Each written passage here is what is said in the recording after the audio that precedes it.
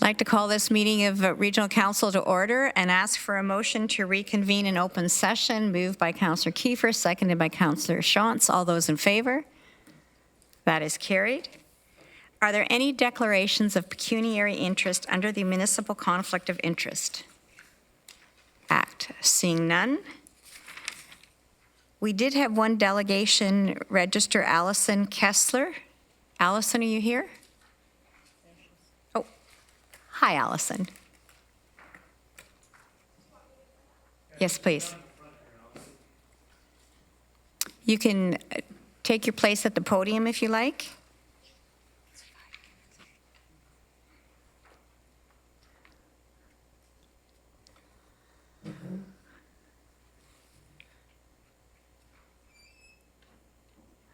Welcome, Alison, and you have 5 minutes. Okay. So good afternoon, or I guess evening, to everyone here at the Regional Council. My name is Alison, and I am one of the many Cambridge residents who are deeply concerned about the state of affairs of the Cambridge Shelter Corporation, otherwise known as the Bridges. It appears that the region will be granting the interest-free loan of $750,000. I am confident that this loan will be attached to close scrutiny by the region, which will push the Bridges to undertake measures to reduce their account deficit. The remaining question I have is, what scrutiny will the Bridges face by the region to hold responsible the Bridges to all of its stakeholders? In particular, the stakeholders who reside in the Bridges and access its vital services. I personally feel a particular affinity to residents of the Bridges and those facing homelessness, as we have some commonalities. I have never faced homelessness or experienced a barrier that has prevented me from accessing housing. However, I do have a seizure disorder. This condition makes me vulnerable, where when I'm left to my own devices, I could have an episode that could kill me. Thus, I rely heavily on multiple support services, including strangers, hoping that I will have help when I need it most. Fortunately, thus far, I have been so lucky. Unfortunately, those seeking support services from the Bridges are not so privileged. Disturbing reports have emerged from the Bridges about serious staff misconduct, which has grave consequences for members of the community. Looking at the shelter's financial statements, there have been drastic increases in expenditures in professional fees. In 2017, professional fees alone rose to over $180,000 for the year. This is more than double the expenditures on professional fees of the last 3 years combined. Yet the Bridges has been increasingly plagued with reports of underqualified staff. I don't dispute the necessity or hardworking nature of staff members. Rather, I'd like to know why the Bridges is lacking in its employment of veteran social workers and the like who have well-established connections with those facing homelessness. Such staff that compose majority of the staff in other social service agencies in Cambridge. As a result, residents of the Bridges report that they are treated condescendingly and forced to either get in line or face a restriction ban. I asked Lynn Perry about restriction bans, and she said that they are only used when to protect the safety of her staff. She failed to mention the blatant disregard to their mandated responsibility to have intake meetings to those who have been banned. There are reports by police officers, community service agencies, and personal workers imploring the Bridges to have an intake meeting with those who have been banned, but are systematically being ignored. Thus, the Bridges is not adhering to their emergency shelter framework, where on page 35 it says, service restrictions should not be longer than 14 days. Yet people are being banned indefinitely, resulting in these individuals living on the streets where regular citizens are forced to navigate the complex issues regarding homelessness. Thus, to reassert my question, with this loan, what mechanisms will be set in place to ensure that the Bridges and their staff will follow their obligated procedures, specifically in regards to treatment of their residents? Even with the changes in leadership, I am disappointed in the direction in terms of treatment of service users has continued to place the blame on residents of the shelter, where our mayor belittled the complex and non-specific problems society has with the Bridges by attributing it to staff allowing violent individuals to reside there. Catherine McGarry claimed that Ann Tinker will not welcome those individuals in the shelter, and all of the problems stakeholders have with the homelessness in the community will be resolved. Therefore, even with the change in leadership, I, as a concerned citizen, would like to know if the $750,000 loan will be accompanied by the close scrutiny of the ministry, will address the treatment of service users and hold those employed by the bridges to comply to their code of responsibilities. And that's everything. Thank you, Alison. I don't see any questions. Mayor McGarry would be here, but she's a conflict. She's actually chairing a Cambridge Wellness or Wellbeing Cambridge at the moment, which is why she's not in attendance. I see no questions, so thank you very much for your thoughtful presentation. And this pertains to item 5 on page 33, and I'm wondering, Councillor Clark, if you'd like to bring that one forward now.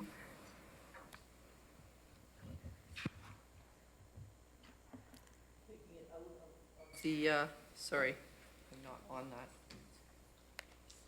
So it's item 5 on page 33. Yeah, I have to get to it. You may have noticed that there are many, many recommendations from community services today, including a late one. So we'll just deal with item 5 right now.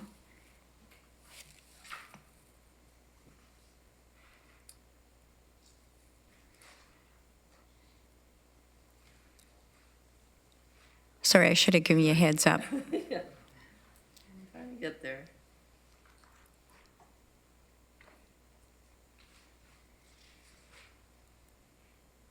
Madam Chair, Councillor Clark's looking for that. Councillor I'm just Strickland. wondering, thank you, Madam Chair. I'm just wondering if staff could provide a response to the delegation on how we're ensuring that the interest-free loan is accompanied by certain operating procedures and improved governance. And there's a whole list of items related to that loan that I think would be beneficial for the delegation to hear.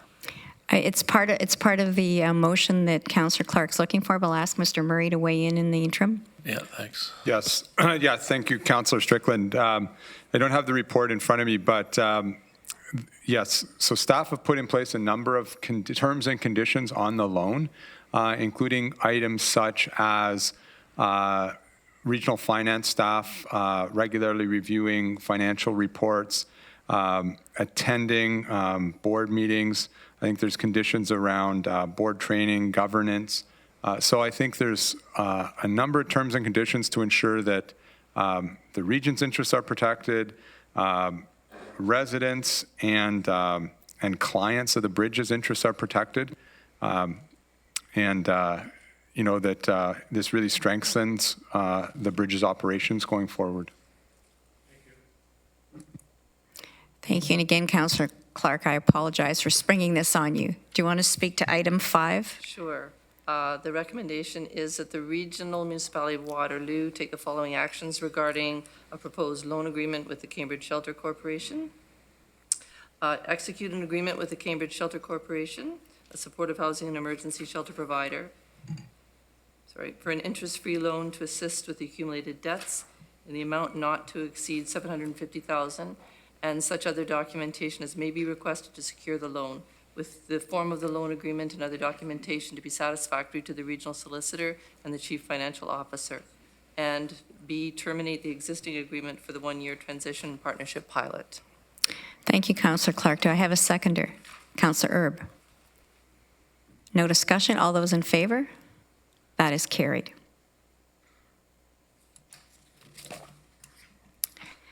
So we'll move on now to the minutes of previous meetings. We have a list before us. We can pass A to G, Economic Development, Closed Council, Council from June 26th, Closed Committee of August 13th, Planning and Works of August 13th, Finance and Administration of August 13th, and Community Services. Unless someone has a specific question, I would take them as a block. Do I have a mover?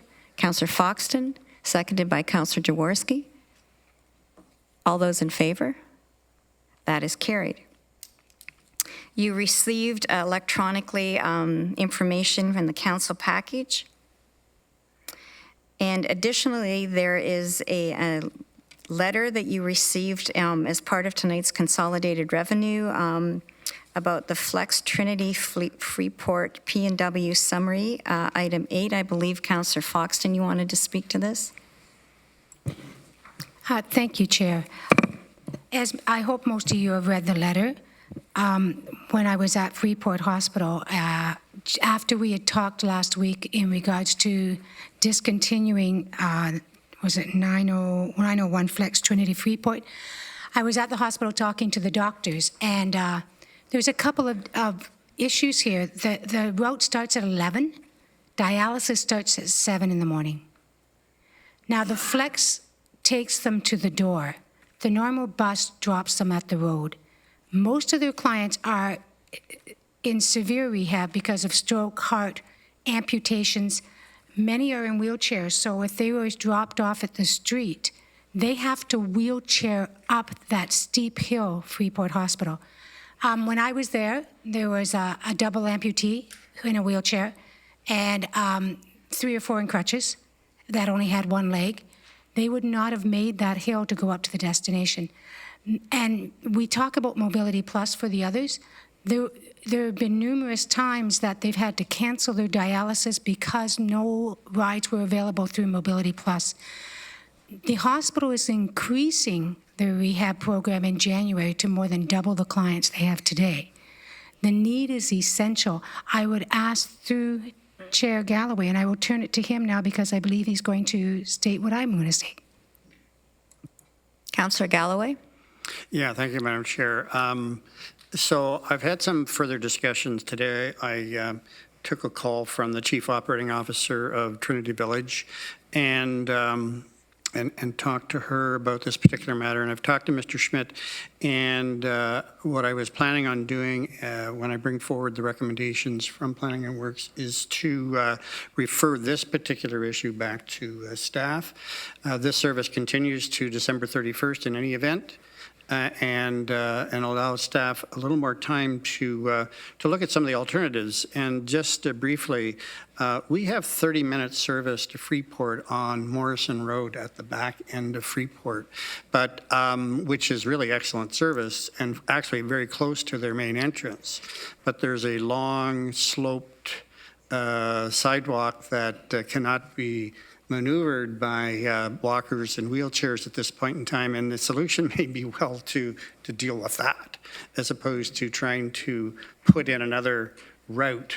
And our buses are too large to, the turning radiuses are too small to actually make it around the front of the Freeport Hospital. As it relates to Trinity Village, I'm not really sure. They are really looking for a service for their staff.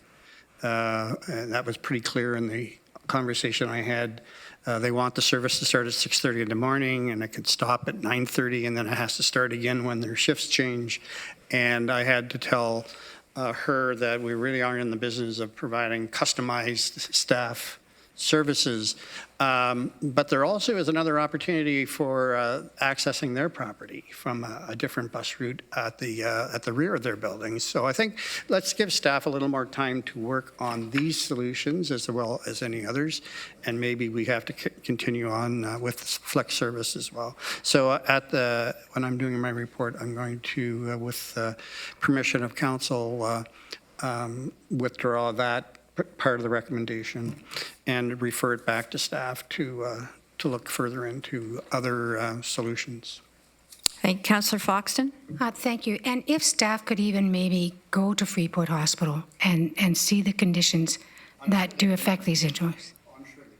Thank you. Okay, a motion to go into the Committee of the Whole. Moved by Councillor Shantz, seconded by Councillor Strickland. All those in favor? That is carried. We're on to reports. First is a finance report. This has to do with Cambridge Waste Management Transfer Station floor rehabilitation. You have a recommendation for a tender in front of you. Councillor Strickland. Madam Chair, I'll be pleased to move all the finance reports, and then I'd like to speak to item H, the memorandum regarding interim 2019-2020 provincial funding. So moved by Councillor Strickland. Do I have a seconder? Councillor Jaworsky. Councillor Strickland, you want to talk to item H? Yes, I thank you very much. I was being in conversation with Mr. Dreyer, our treasurer, earlier this week when we were at AMO. We know of the announcements at AMO, which were positive, and Mr. Dyer and his team were able to put together this memo that's in our package tonight, talking about how the provincial government has basically backed off on some of the funding cutbacks that they had previously announced. And as a matter of fact, I think this is the 4th time they've adjusted their financial transfers to municipalities over the past probably 6 months. And I'm just wondering, Mr. Dyer, if you could share with us, when we had budget or finance committee last week, the total impact from the province was a loss of $4.9 million. Then based on these changes to public health and to paramedic services predominantly, that losses of revenue has been reduced somewhat, and maybe you can advise us what that total reduction is and what the net shortfall is for 2020. Mr. Dyer? So through you, Madam Chair, based on our initial review of the information that we've had for, maybe 24 to 48 hours, it would appear that the $4.9 million shortfall has been reduced to a figure somewhere in the range of $1.5 million. Again, still need to make sure that we're interpreting everything properly, but certainly the news from the last couple of days seems to be positive, specifically with respect to public health and paramedic services. Acknowledging that on the public health side, the timing, the province is still going down, the path that they had originally set out. The timing appears to have changed, and we're now seeing more of a shift. Well, I think we'll see more of that shift happen in the 2021 fiscal year as opposed to the 2020 fiscal year. And we do, as indicated in the memo, have plans to bring forward a more detailed update to ANF committee on September the 10th. Okay, thanks. So apparently this is good news, but on the public health side, it's basically transition funding, and we'll have to deal with the full impact in 2021. And on the paramedics services, it looks like they've returned to their previous funding model, which, if is the case, would be more sustainable. So overall, it was good news for us this week, and I think municipalities across the province need to be recognized for the work that they've done in communicating a strong message to the province about these cuts and the impacts, and how short-sighted and also how quickly they were expecting us to respond to them. So it's good news for a budget for next year, but as you all know, we're still going to have some challenges with that budget. So thank you very much. Thank you. I see no further discussion. All those in favor? That is carried. Councillor Kiefer, that was just a late support, okay. Next, we have committee reports. We have community services. Councillor Clark.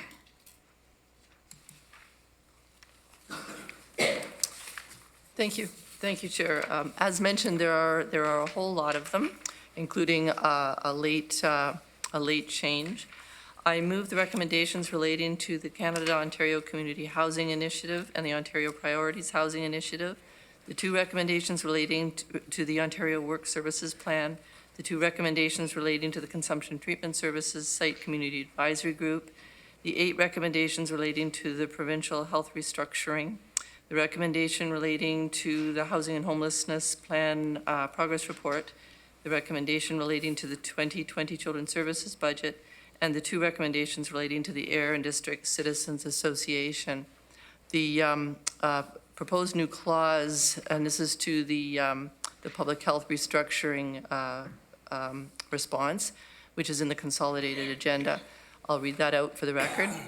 We request the Premier and Minister of Health that if the province proceeds with the proposed restructuring of the public health sector, they ensure that municipalities, including the region of Waterloo, continue to have access to the same public health resources and expertise in order to maintain existing collaborations and partnerships, and to ensure that public health perspectives can be fully integrated into municipal programs and services in areas such as water quality, land use planning, transportation planning, social determinants of health, and child and youth well-being.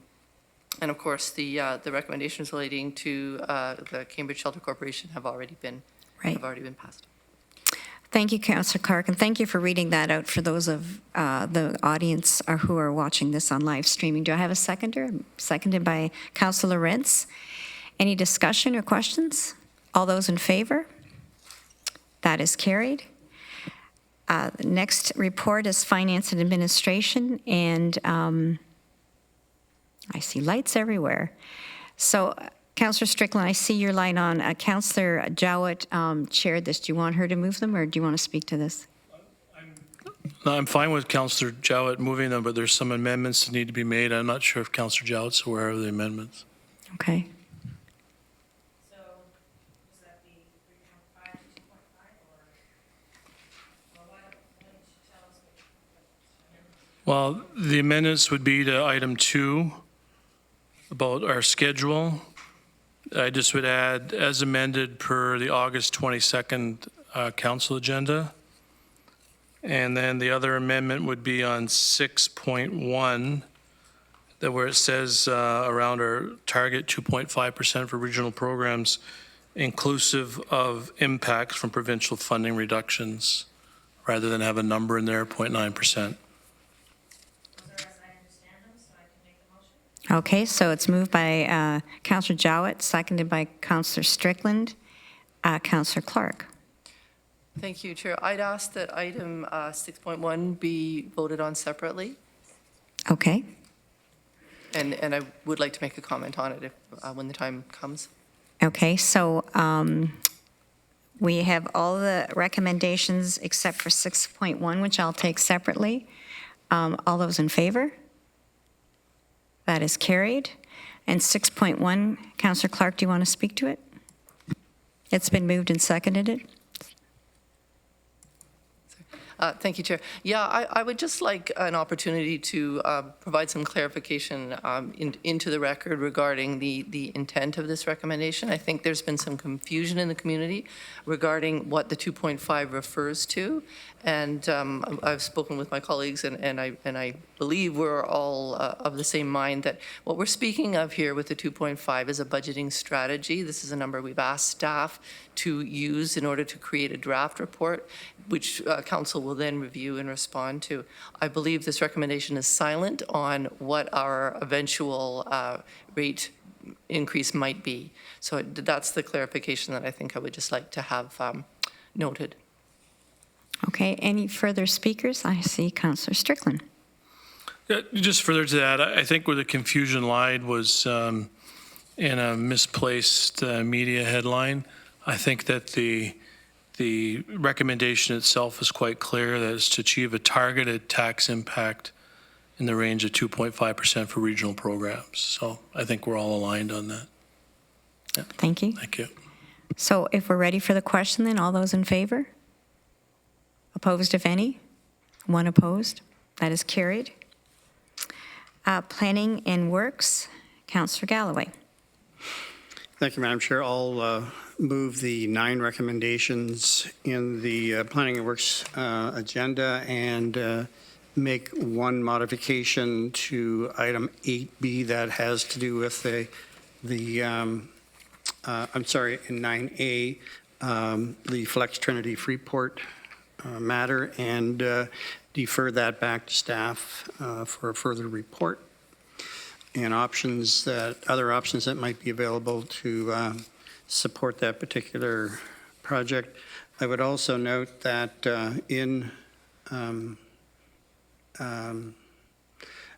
no, I'll leave that alone. And I have one additional item to add from the closed agenda, a land matter where we have a settlement agreement for a piece of land in Waterloo relative to the LRT project. So that's moved by Councillor Galloway, seconded by Councillor Foxton. Discussion? All those in favor? Opposed, if any? That is carried. Councillor Galloway? Okay, you just, all right. So next, Chief Administrative Officer, Mr. Murray, do you have anything? Nothing? Regional Chair, I would just like to thank all of the many colleagues that went to the Association of Municipalities of Ontario and underscore what Councillor Strickland was talking about, and that's the fact that not only does this council speak with one voice, but we speak with one voice with community agencies and with partners throughout the region, and I think that makes a huge impact.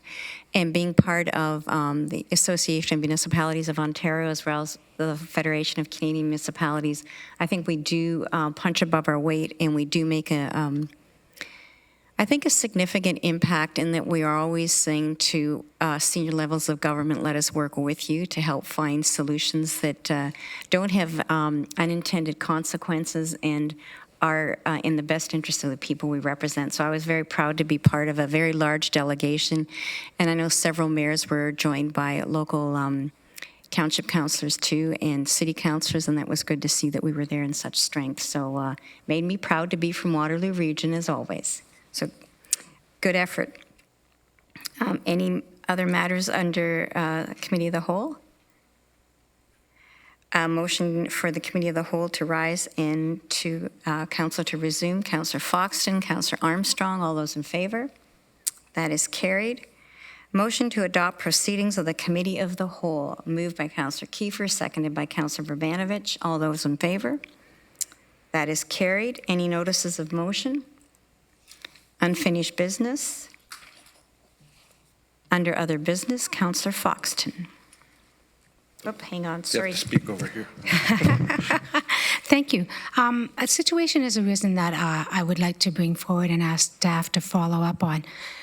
In North Dumfries, in our library, we have several cabinets that have been pressurized and everything for our historical documents. The region came in and took all of her historical documents, everything about North Dumfries, and has put it into their archives.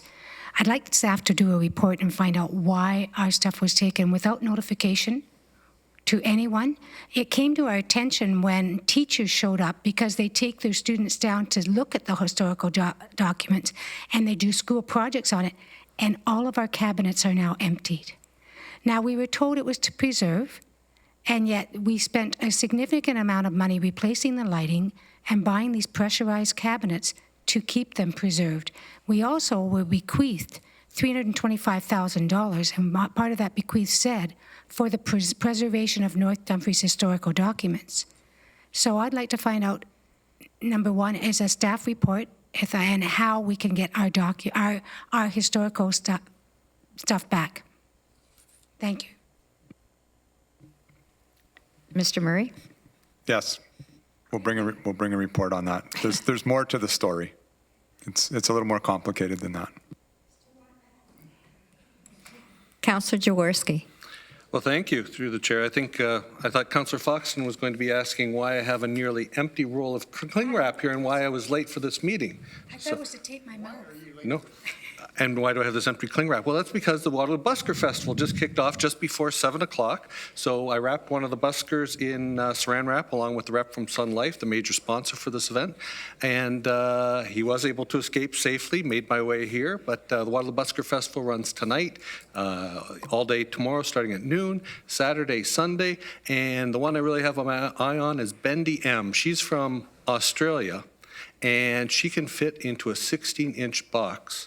And in breaking news, her baby's just like 6 months old. So I really want to see Bendy M. And I think everybody should see all these fire dancers, hula dancers, and that are going on all in Uptown Waterloo. Bring your toonies and make sure you give to the buskers. So, Councillor Jaworsky, I felt that you brought that because you are dedicated to transparency in public life.